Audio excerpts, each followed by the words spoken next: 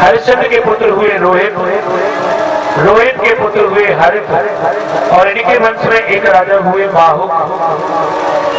राजा बाहुक की बड़ी रानी गर्भवती थी और दूसरी रानियों की कोई संतान नहीं थी, इसलिए उन रानियों ने ईर्ष्या के कारण बड़ी रानी को जहर खिला दिया।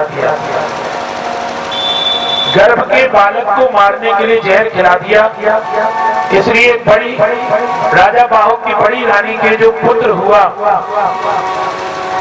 वो जहर सहित हुआ, क्योंकि वशिष्ठ जी ने, गुरुदेव वशिष्ठ जी ने मंत्र शक्ति से उस बालक को मरने नहीं दिया। वो जहर गर्भ में उस बालक के सिर पर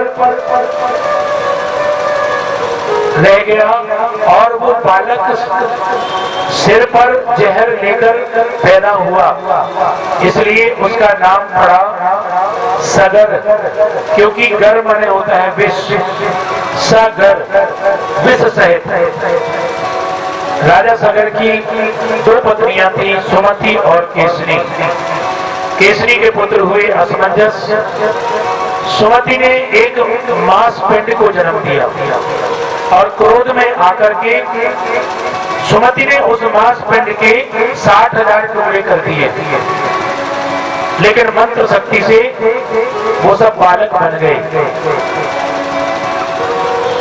राजा सगर बड़े चक्रवर्ती सम्राट थे, उन्होंने अश्वमेध यज्ञ किया, तो अश्वमेध यज्ञ के घोड़े को इंद्र ने चुरा लिया और कपिल मुनि के आश्रम में बांध दिया और इंद्र वहां से अंतर्ध्यान हो गए।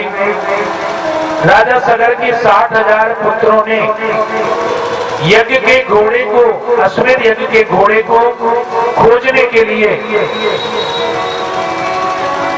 चारों दिशाओं में गए और जमीन को इतना खोदा कि उसे बहुत चौड़ा कर दिया।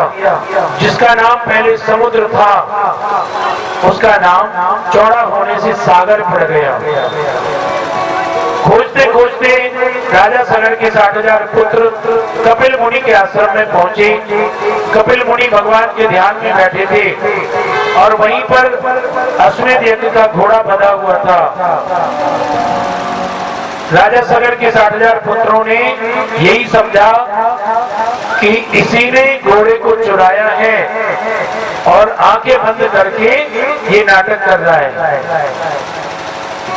इसलिए कपिल मुनि को चोर समझ करके जोर से आवाज करके मारने के लिए दौड़े। कपिल मुनि की आंख खुल गई। आंखें खुलते ही उनकी आंखों से ऐसी ज्योति निकली कि वो 60,000 सगर के पुत्र वहीं पर भस्म हो गए, कपिल मुनि के आश्रम में भस्म हो गए।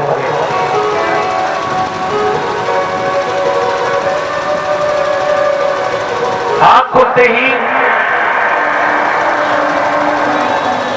राजा सगर के 60,000 पुत्र वहीं आश्रम में भस्म हो गए।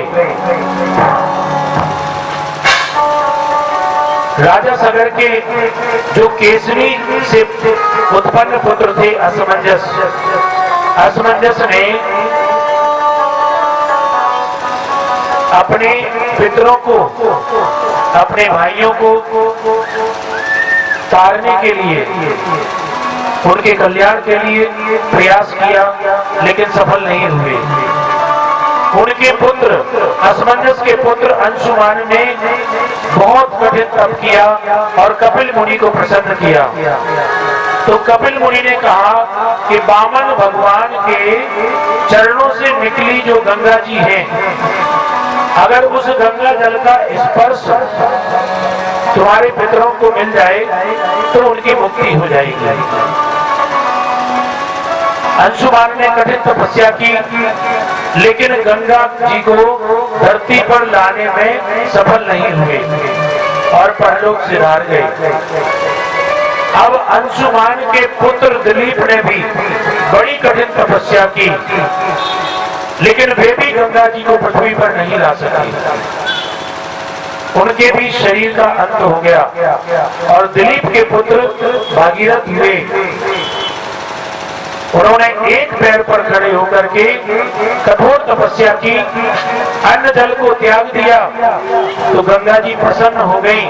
गंगा जी ने दर्शन दिए और वरदान दिया कि ठीक है, मैं तुम्हारे पितरों को मुक्त करने के लिए धरती पर आऊंगी। भगीरथ बोले, हे गंगा मैया, हमारे पितरों का उद्धार कीजिए। गंगा जी बोली, लेकिन मेरा वेग इतना तेज है, मेरे वेग को कौन धारण करेगा? ये सारी पृथ्वी बह जाएगी।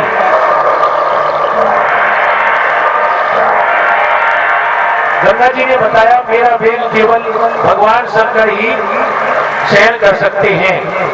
तो भगीरथ ने भगवान शिव को प्रसन्न किया।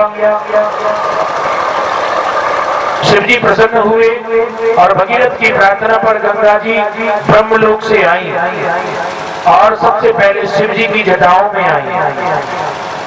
भगवान शंकर जी ने अपनी एक जटा खोली, वहां से गंगा जी सुमेरु पर्वत पर आई, फिर हिमालय पर्वत पर और हिमालय से धरती पर, और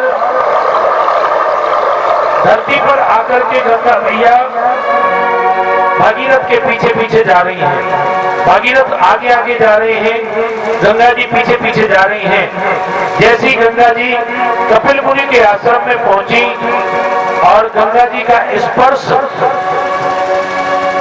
राजा सगर के 59,000 पुत्रों के भस्म से हुआ। गंगा जी का स्पर्श होते ही उनको सदगति मिल गई, उनको मुक्ति मिल गई।